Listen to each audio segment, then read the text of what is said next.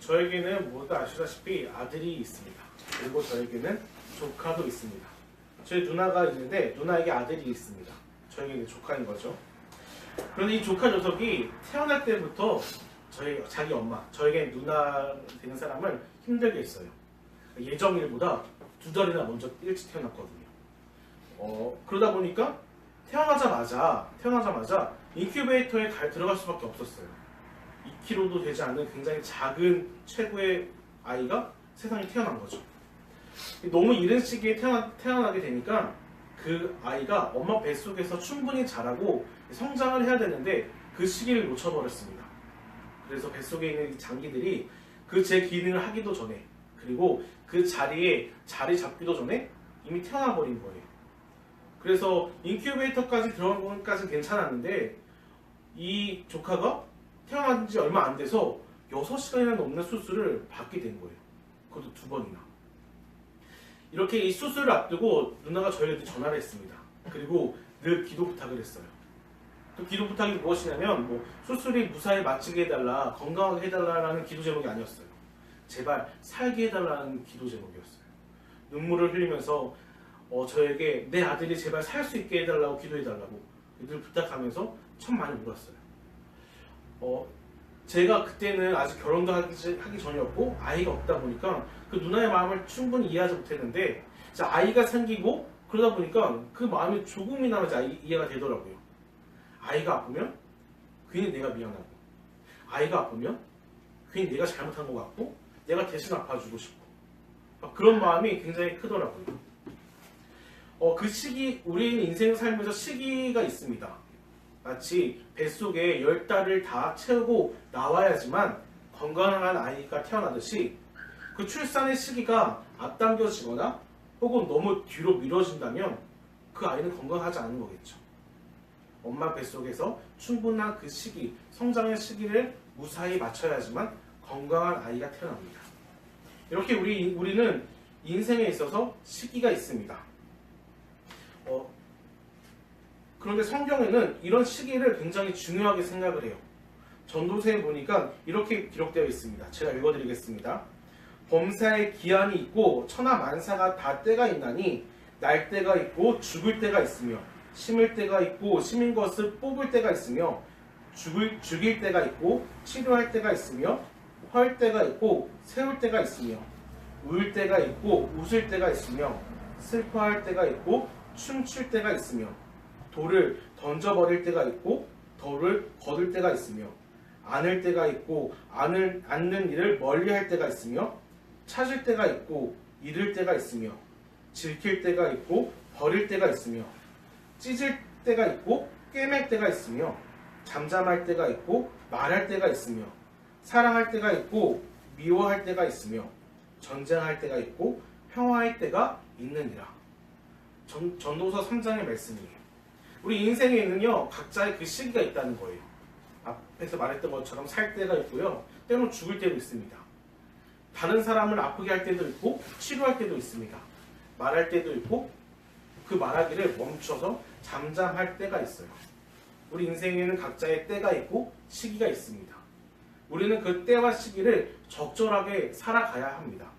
그래야지 우리가 건강하게 살 수 있습니다. 이렇게 인생에는 시기와 때가 있는데요. 그런데 우리 신앙생활에도 그 시기와 그 때가 있더라고요. 인생뿐만 아니라 신앙생활함에 있어서 우리에게 찾아온 때가 있습니다. 오늘 우리가 읽은 아모스 말씀은 아모스에 기록되어 있는 5개의 환상 중 4번째 환상입니다. 흔히 말하는 여름 과일 환상입니다. 1절에 이렇게 기록되어 있습니다. 주 여호와께서 내게 이와 같이 보이셨느니라. 보라, 여름 과일 한 광주리이니라. 하나님께서 아모스에게 친히 여름 과일 한 광주리를 보여주셨어요. 왜 보여주셨냐면 각자들마다 다른 견해가 있는데 공통되게 2가지 견해가 있습니다. 첫 번째는 언어 유희의 표현입니다. 1절에 나와 있는 여름 과일 이 단어와 2절 중간에 보면 끝이라는 단어가 나오잖아요. 내 백성 이스라엘의 끝이 이르렀은즉, 이 끝과 여름 과일 광주리 이 단어가 자음이 똑같아요. 그러다 보니까 이 여름 과일 광주리를 아모스에게 보여줌으로 인해서 이스라엘의 끝을 설명하고 있다는 언어 유희적 표현입니다. 두 번째 의미는 시기적인 표현입니다. 여름 과일이 수확할 시기를 이야기하면서 하나님의 시기를 이야기하고 계시는 거예요. 하나님의 심판의 시기, 하나님의 진노의 시기가 곧 다가온다고 이야기하는 것이죠. 혹시 여러분 감나무를 본 적 있으십니까? 요즘 시기가 이제 감을 수확할 시기인데 저희 외할머니 댁에는 그 집 앞에 굉장히 큰 감나무가 하나 흔고 있었어요. 근데 할머니께서 시골에 계시다 보니까 저는 이제 여름방학과 겨울방학 때만 할머니 집에 놀러 갈 수가 있었죠. 그런데 이 여름방학 때 가면 과일들이 분명 눈에 보이는데 다 익지가 않아서 먹을 수가 없는 거예요. 겨울방학 때 가면 이미 수확이 끝나가지고 볼 수가 없었죠. 저는 참 그 감나무에 있는 감이 먹고 싶었어요. 근데 한 번은 제가 여름방학 때 놀러 갔는데 아직 다 파랗게 이제 익지 않은 감들이 열려 있었죠. 제가 그 나무를 보면서 저 감 한번 먹어보고 싶다 생각했는데 가장 꼭대기 가지에 걸려있는 감이 약간 주황빛을 돌고 있는 거예요. 야, 저것만 익었구나. 저건 왠지 먹을 수 있을 것 같다 생각을 하고 제가 그 나무 올라갔습니다. 열심히 올랐는데 손이 닿지 않더라고요. 그래서 긴 막대기를 이용해서 감을 막 훔쳤어요. 생각처럼 감이 쉽게 떨어지지 않더라고요. 아무리 때려도 감이 떨어지지 않는 거예요. 결국에는 그 감이 걸려있던 가지가 부러졌어요. 그래서 가지와 함께 감이 떨어졌죠. 저는 그 약간 주홍빛이 든 그 감을 누가 뺏어먹을까봐 주머니에 넣고 할머니 집에 얼른 뛰어갔어요. 그리고 크게 한 입 베어 먹었죠. 어땠을까요? 당연히 맛이 없었죠. 익지 않아가지고 떨궈가지고 정말 저 기준으로는 땀도 많이 흘리고 시간도 많이 소비했고 정말 힘들었는데 그 수고가 다 헛수로 버려지는 기분이었어요. 이렇게 과일을 따는 시기가 있습니다. 그 시기가 너무 빠르면 과일을 먹지 못해요. 그리고 그 시기가 너무 늦어도 과일이 상하기 때문에 먹지 못합니다. 이렇게 과일을 수확할 시기가 있듯이 하나님께서 이 여름 과일 광주리를 아모스에게 보여주심으로 말미암아 이스라엘에게 허락하신 그 하나님의 시기가 다가오고 있다라고 표현하고 있는 거예요. 2절 끝에 부분에 이렇게 기록되어 있습니다. 내가 다시는 그를 용서하지 아니하리라. 이 말은 무슨 뜻입니까? 그 전에는 용서하셨다는 거예요. 하나님의 용서의 시기, 용서의 때가 있었어요. 그때 그 시기에 이스라엘이 회개하고 하나님께 돌아온다면 그들은 언제든지 용서받을 수 있었고 언제든지 회복할 수 있었어요. 그런데 그 시기가 지나가고 하나님의 진노의 때가 올 때에는 그들이 회개를 하고 싶어도 회개를 할 수가 없었습니다. 용서를 빌고 싶어도 용서를 빌 수가 없었어요. 하나님의 심판이 이미 그들에게 임했기 때문이죠. 그들이 심판받을 수 없었던 이유는 지난주에 이야기했던 것처럼 하나님의 공의와 정의가 그들 사이에 없었기 때문입니다.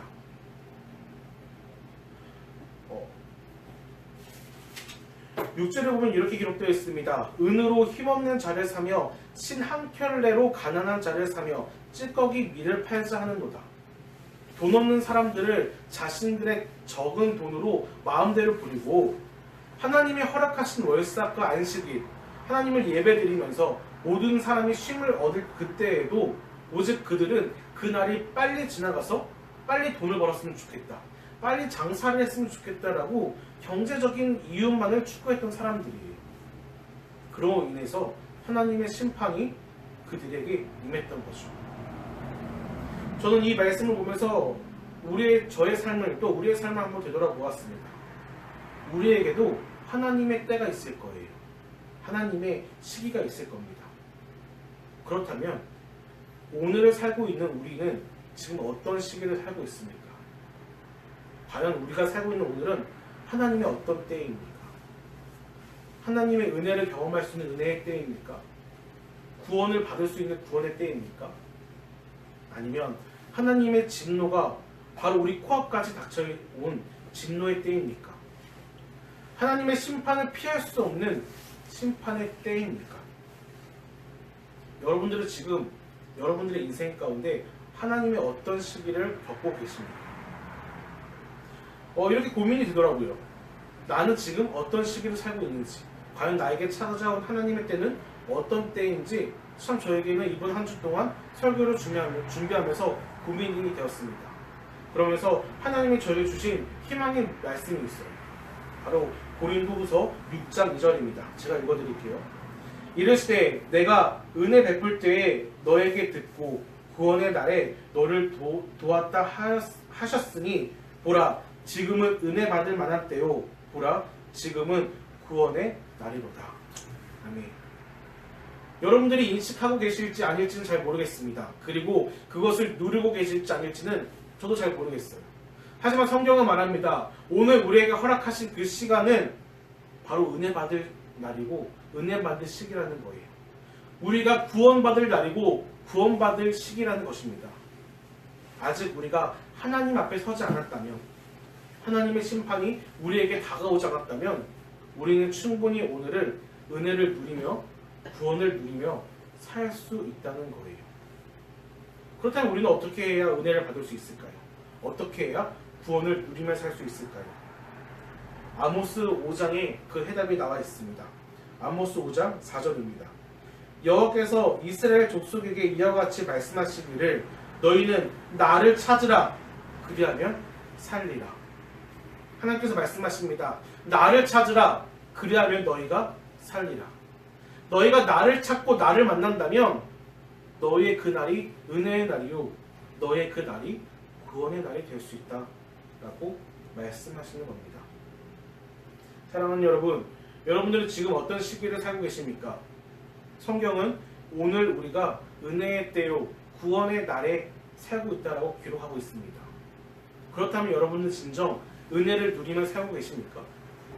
나의 하루하루가 한 시간 한 시간이 그 순간순간이 야 하나님의 은혜로 살고 있다라고 고백되어 계십니까? 잠자다가도 하나님이 주신 그 구원의 기쁨이 감격하여 눈물을 흘리거나 웃음이 날 정도로 그 구원의 기쁨을 누리고 계십니까? 만약 아니라고 한다면 여러분 하나님을 찾으시기 바랍니다. 하나님을 찾는다면 우리는 바로 오늘을 은혜의 시기요 구원의 날로 살 수 있을 겁니다. 오늘 하루 하나님의 간절히 찾음으로 오늘 하루가 하나님의 은혜로 가득한 하루가 되기를 간절히 소원합니다. 또한 하나님의 구원을 누릴 수 있는 오늘 하루가 되기를 간절히 바랍니다. 함께 이 시간 기도했으면 좋겠습니다.